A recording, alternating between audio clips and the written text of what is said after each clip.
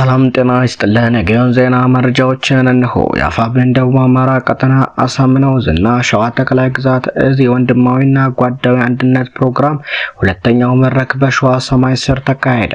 የአማራ ፋኖ ብሔራዊ ንቅናቄ መመስረቱን ተከትሎ በወርሃ የካቲት መጨረሻ ላይ በሸዋ የሚገኙት ሁለቱ እዞች የአንድነት ጉዟቸውን ያሳዩበት የመጀመሪያውን የአንድነት መድረክ የአፋብኃኝ አሳምነው እዝ በሚያስተዳድራቸው ቀጠናዎች በየካቲት 29 ቀን 2018 ዓመተ የተካሄደ ሲሆን ሁለተኛው መድረክ የአፋብኃኝ ሸዋ ጠቅላይ ግዛት እዝ በሚያስተዳድራቸው ቀጠናዎች የተገኙት የሁለቱም የእዝ አመራሮችና ልኡካን ቡድን በተገኙበት የአማራው የመጀመሪያው የሸዋ አንድነት በደማቅ ሁኔታ ፕሮግራሙ ተካሂዷል። የሁለቱ ወንድማማች እዞች ሁለተኛው መድረክ መጋቢት 14 ቀን 2018 ዓመተ አንድ ሁነን የህዝባችንን የህልውና አደጋ እንቀለብሳለን በሚል መሪ ቃል የተከበረ ሲሆን በተዘጋጀው የአንድነት ፕሮግራም ላይ የአፋብኃኝ ፖሊስ ቢሮ አመራሮች፣ የሁለቱም እዝ ከፍተኛ አመራሮች፣ የኮርና የክፍለ ጦር አመራሮች፣ የፋኖ ሰራዊት አባላት፣ የሃይማኖት አባቶች፣ የሀገር ሽማግሌዎች፣ የክላስተር አመራሮች፣ የአርበኞች ፋኖ ጦር ሰራዊት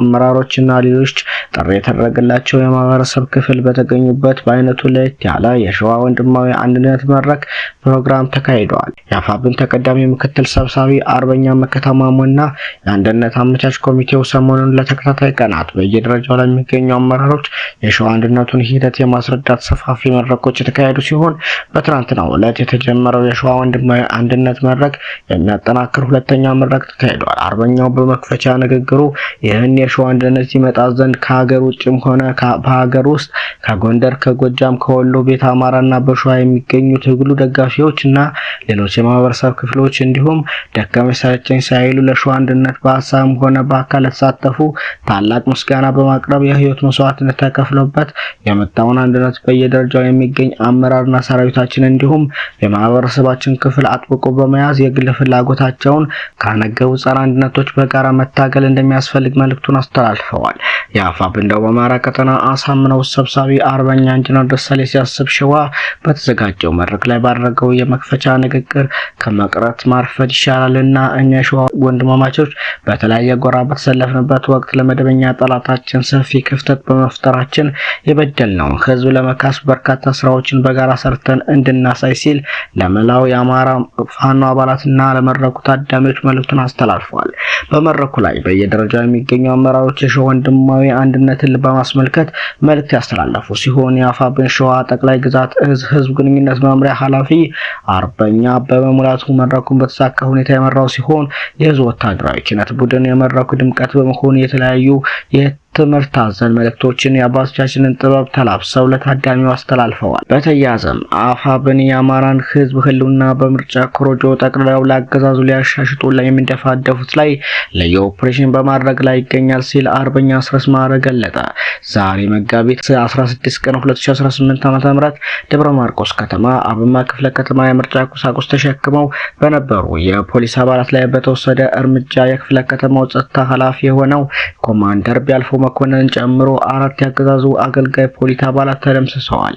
ሌሎች ማህበረሰቡን በማስገደድ ምርጫ ምዝገባ ያደረጉ የነበሩ የፖሊስና የብልጽግና አመራር አባላትም ከባድና ቀላል ቁስለኛ ሆነዋል። በተመሳሳይ ጃዊ ፈንደቃ ከተማ ኮልኮሎ ተራ በሚባል ቦታ ላይ መራጭን መዘግባለን በሚል ህዝብ እያንገላቱ በነበሩ ያገዛዙ ኃይሎች ላይ በተወሰደ ድንገተኛ የቦምብ ጥቃት ኮንስታብል ማርነሽ የተባለች የፖሊስ አባልን ጨምሮ በ3 ያገዛዙ ታጣቂዎች ላይ የማያዳግም እርምጃ ተወስዶባቸዋል። ራሱን በመከላከል ላይ ያለ ካፊሉን የኢትዮጵያ ግዛት በወታደራዊ አገዛዝ ስር ያደረገ ማህበራዊ ተቋማትን ምሽግ ያደረገ አየር ኃይሉ ለባዕዳ ያስረከበ ጦረኛ አገዛዝ አስመርጣለሁ ብሎ የሚንደፋደፍ የፖሊስ ኃይል ተመሳሳይ እጣስ ይገጥመዋል ሲልም ይደመድማል። ይህ በእንዲህ እንዳለ አፋብኃኝ ቴዎድሮስ 13 የጠላት አባላት የምረት ጥሪውን ተቀብለው ሙሉ ትጥቅ በመያዝ ቴዎድሮስን ተቀላቅለዋል። በዛሬው ዕለት ወደ 201ኛ 74ኛ 54ኛ ክፍለ ጦር ከደብረ ወርቅ ከተማ አገዛዙ ሲያገለግሉ የነበሩ ፓራ ኮማንዶ አባላት ናቸው ተብለው የተመረቁ ሚሊሻዎች በህዝባችን ላይ እየተፈጸመ ያለው ድርጊት ውስጥ ሁሉን መቋቋም አልቻልንም፣ ቀሪ ጊዜያችንን ህዝባችንን መካስ አለብን በማለት በዛሬው ዕለት ከነሙሉ ትጥቃቸው ፋኖን ተቀላቅለዋል።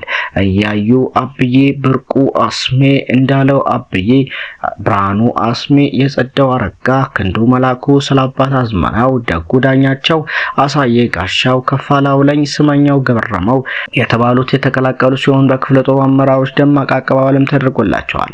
በተመሳሳይ አበባው አሳየና አዲሱ አሳየ የተባሉ የአድማ ብተና ተወርዋሪ ክፍል አባላት የነበሩ ሁለት ወንድማማቾች ከአዲስ ቅዳም ከተማ የጠላት ካምፑ በመውጣት ቀጠናው ላይ ወደምትገኘው የአፋብን ቴዎድሮስ 105ኛ ኮር 44ኛ ክፍለ ጦር 5ኛ ሻለቃ በሰላም ተቀላቅለዋል። ሰሞነኛ መረጃዎች እነኚህን ይመስሉ ነበር።